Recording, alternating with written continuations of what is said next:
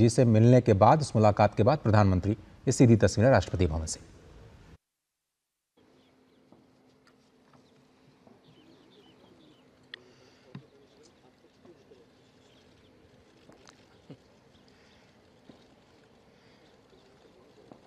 नमस्ते साथियों।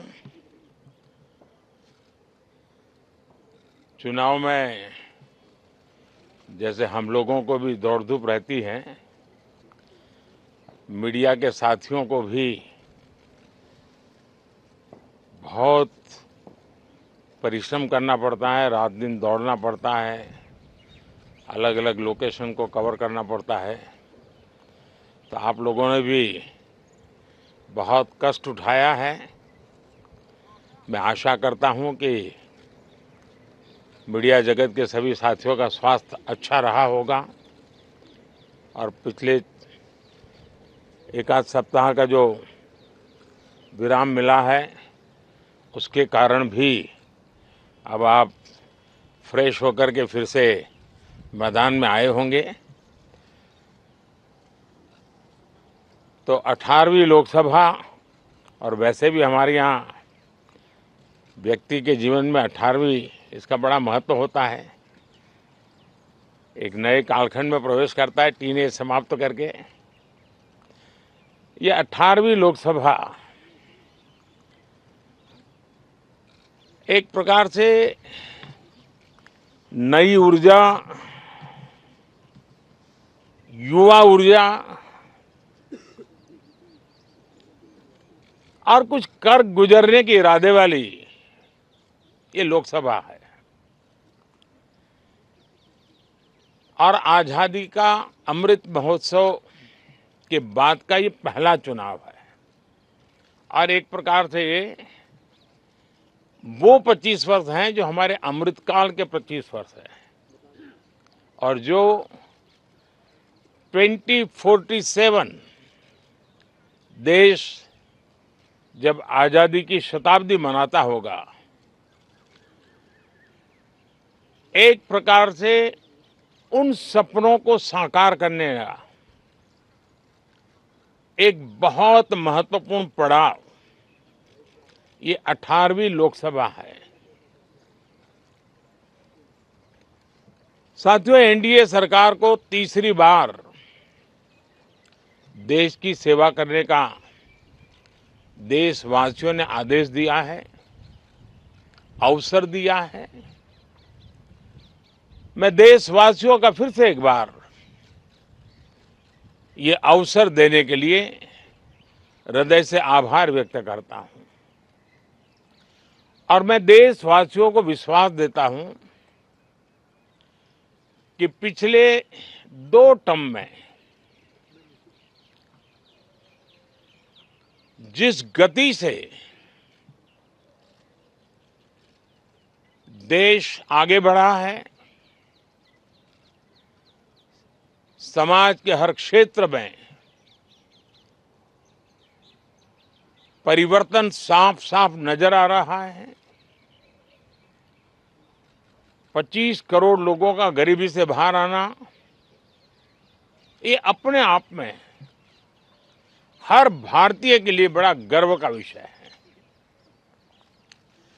और मैं देशवासियों को विश्वास दिलाता हूं कि 18वीं लोकसभा में भी, हमारे 5 साल के कार्यकाल में भी, हम उसी गति के साथ, उतने ही समर्पण भाव से देश की आशा आकांक्षाओं को पूर्ण करने में कोई कमी नहीं रखेंगे। आज सुबह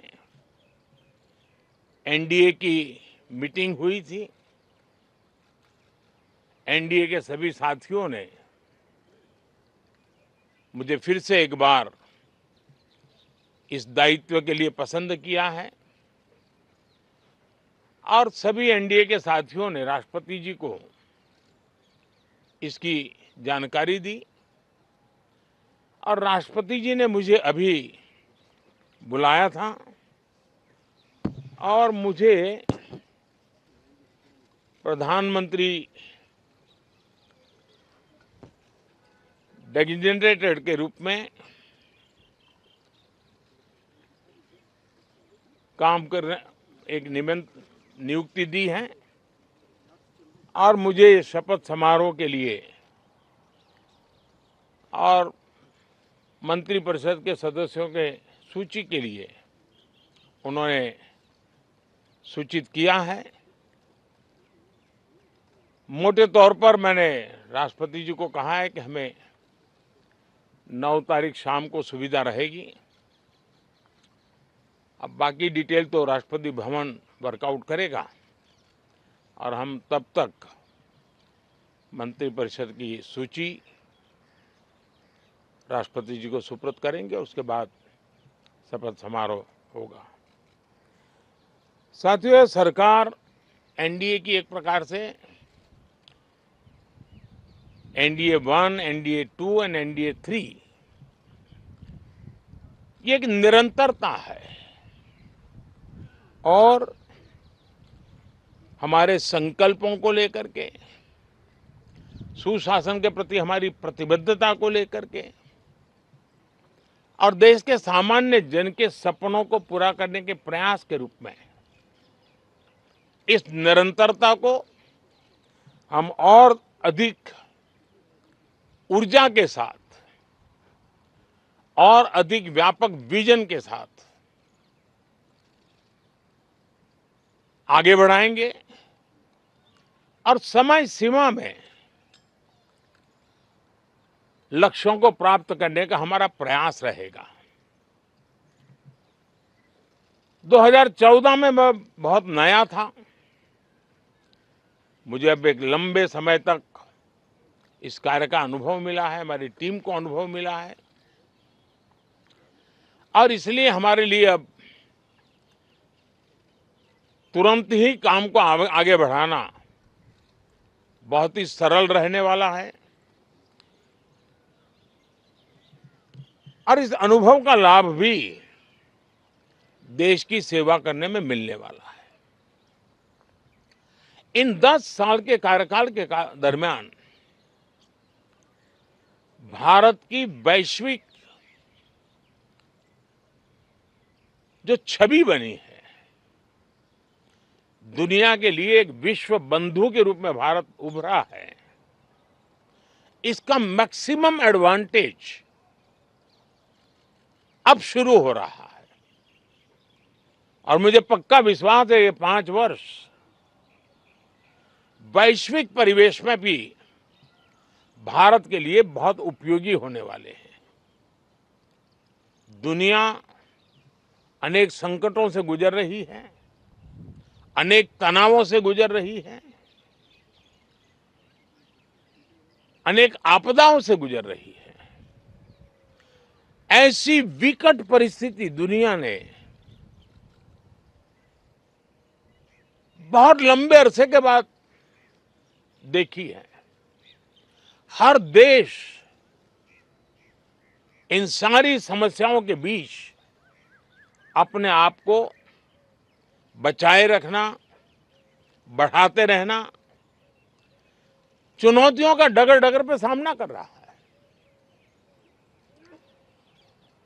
हम भारत वाले लोग, हम भारतवासी खुद नसीब हैं कि इतने बड़े संकटों के बावजूद भी हम आज विश्व की सबसे तेज गति से बढ़ने वाली इकोनॉमी के रूप में जाने गए हैं। ग्रोथ के विषय में भी दुनिया में हमारी वाहवाही हो रही है। अब एक स्टेबल गवर्नमेंट मिलने के कारण और परिचित व्यवस्था और नेतृत्व मिलने के कारण दुनिया का भारत के प्रति रुझान, भारत के प्रति उनका आना बहुत तेज गति से होने वाला है और मुझे विश्वास है कि देश के सभी राज्यों को इसका लाभ मिलेगा। देश की युवा पीढ़ी को सबसे ज्यादा लाभ मिलेगा। विकास के नए ऊंचाइयों को छूने में एक वैश्विक भागीदारी का वातावरण आने वाले 5 साल में बनने वाला है।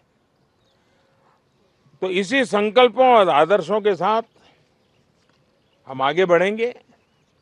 मैं राष्ट्रपति जी का हृदय से आभार व्यक्त करता हूं कि एक बहुत बड़े महत्वपूर्ण दायित्व के लिए उन्होंने मुझे निमंत्रित किया है।